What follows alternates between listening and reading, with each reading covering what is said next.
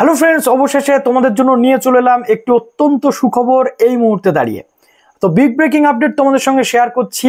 অনেকে হয়তো জেনেও গেছো, বাট আমার চ্যানেলে যেহেতু আমি আনিনি, তাই আমি তোমাদের এখান থেকে কিন্তু ইনফরমেশনটা শেয়ার করতে চলে এসেছি। আজকে যে জন্যে এতটা দিন আমাদের ডিলে হচ্ছে প্রত্যেকটা প্রসেসে, WBJEE রেজাল্ট আটকে আছে, স্কুল সার্ভিস কমিশনের ফর্ম ফিল আপ অনেকে করতে পারছে না, 40 বছর পেরিয়ে গেছে, ওবিসির জন্য 3 বছরের যে ছাড় সেটা ক্যান্ডিডেটরা পেতে পারছে না। আজকে যদি আমরা দেখছি জিলেট, জেকা থেকে শুরু করে জেনপাস, ইউজি, জিএনএম, এএনএম এর যে অ্যাডমিশন প্রসেস সেটা আটকে আছে। এবং আজকে যদি আমরা দেখছি যে 7% নাকি 17% সংরক্ষণ পাবে ক্যান্ডিডেট, এটা নিয়ে তৈরি হচ্ছে কনফিউশন। কিসের না, শুধুমাত্র কিসের জন্য না, ওবিসি রিলেটেড ইস্যুর জন্য। তো আমরা ওবিসি রিলেটেড ম্যাটার হাইকোর্টে দেখছি যে 16 জুলাই কিন্তু শুনানি, কিন্তু তার আগে সুপ্রিম কোর্টে কখন এই ওবিসি মামলা শুনানি হবে একমাত্র সুপ্রিম কোর্টই এর ক্লারিফাই করতে পারবে, যেহেতু চ্যালেঞ্জ মামলা হয়েছে সুপ্রিম কোর্টে। ছাড়াও অমল চন্দ্র দাসের যে মেন মামলাটা সেটাও সুপ্রিম কোর্টে রয়েছে। তো যারা নতুন আছে অবশ্যই চ্যানেলটিকে সাবস্ক্রাইব করে পাশে থাকা বেল আইকনটি ক্লিক করে দাও, যাতে সব তথ্যগুলো পেয়ে যাও। প্রচুর লাইক করতে হবে ভিডিওটাতে, কারণ এই ভিডিওটাতে আমি তোমাদের জন্য অত্যন্ত গুরুত্বপূর্ণ তথ্যগুলো কিন্তু শেয়ার করতে চলেছি। তো সুপ্রিম কোর্টে অবশেষে এই যে ওবিসি মামলার শুনানির একদম ফাইনাল হিয়ারিং এর কথা মেনশন করা হয়েছে, সেটা কিন্তু ডেট চলে আসছে। অ্যাডভান্স লিস্টে কিন্তু সুপ্রিম কোর্টে ওবিসি মামলার শুনানির যে ডেট সেটা কিন্তু চলে এসেছে 15 জুলাই।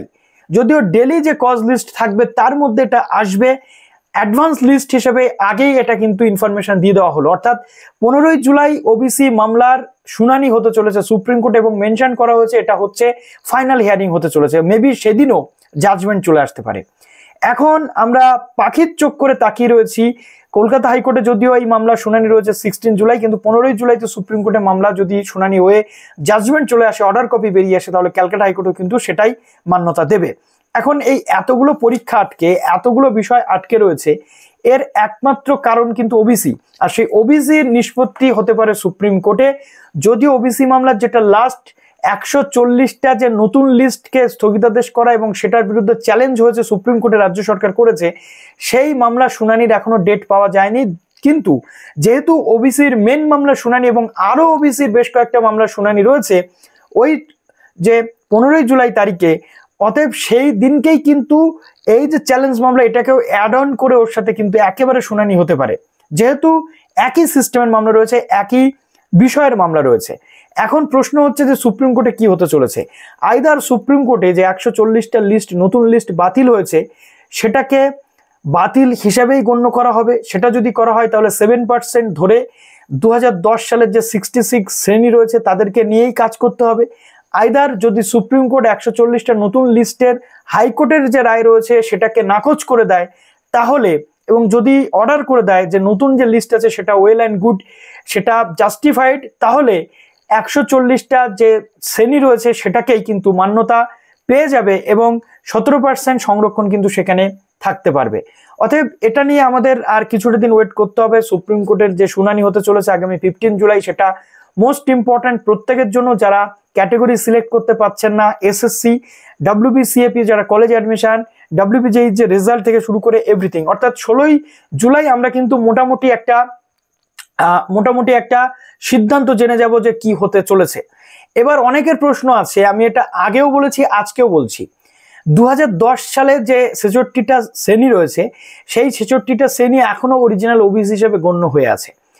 সেই 66 যে কাস্ট বা সাবকাস্ট রয়েছে তাদের মধ্যে অনেকের প্রশ্ন আছে যে আমি তো 2010 সালের আগে ওবিসি সার্টিফিকেট বের করতে পারিনি, তাহলে আমি কি 2023-এ বা 22-এ বা 18 বা 19-এ ওবিসি পেয়েছি, আমি কি যোগ্য, নাকি আমার সার্টিফিকেট বাতিল হবে? আমি বলি, এটার একটা কনসেপ্ট আছে যেটা মিসকনসেপশন তোমাদের কাছে যাচ্ছে।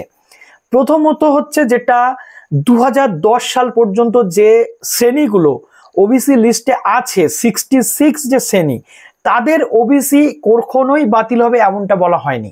সেই যে সাবকাস্ট, সেই সাবকাস্ট অনুযায়ী যদি কেউ 2024 হোক বা 25 হোক যখনই সার্টিফিকেট পেয়ে থাকে, সেটা কিন্তু ওই লিস্টের, যেহেতু এখনো পর্যন্ত যেটা অরিজিনাল লিস্ট, সেই লিস্ট অনুযায়ী তার কিন্তু ওবিসি কখনো বাতিল হবে না। সে যদি আগামী 2030 সালেও সার্টিফিকেট তোলে, তা সত্ত্বেও তার সার্টিফিকেট বাতিল হওয়ার কোনো জায়গা নেই।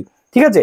অর্থাৎ এখান থেকে মোটামুটি একটা জিনিস তোমরা বুঝে গেলে যে যারা 140টা শ্রেণীর মধ্যে রয়েছে 66 বাদে তাদের সার্টিফিকেট বাতিল হবে কিনা প্রশ্ন উঠতে পারে, কিন্তু যারা 66 সাবকাস্টের মধ্যে আছো, 66টা শ্রেণীর মধ্যে আছো, তারা যখনই সার্টিফিকেট পেয়ে থাকো সেটা যেহেতু ওই লিস্টের মধ্যে তোমাদের কাস্ট আছে, কাজেই কোনো জায়গা কিন্তু তোমাদের বাতিল হওয়ার নেই।